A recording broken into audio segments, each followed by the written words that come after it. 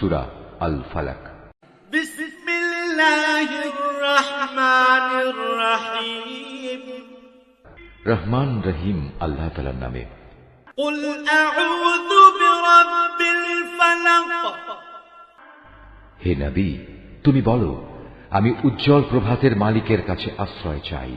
মিন শাররি মা খালাক। আশ্রয় চাই তাঁর সৃষ্টি করা প্রতিটি জিনিসের অনিষ্ট থেকে। ওয়া মিন শাররি গাসিকিন ইযা ওয়াকাব।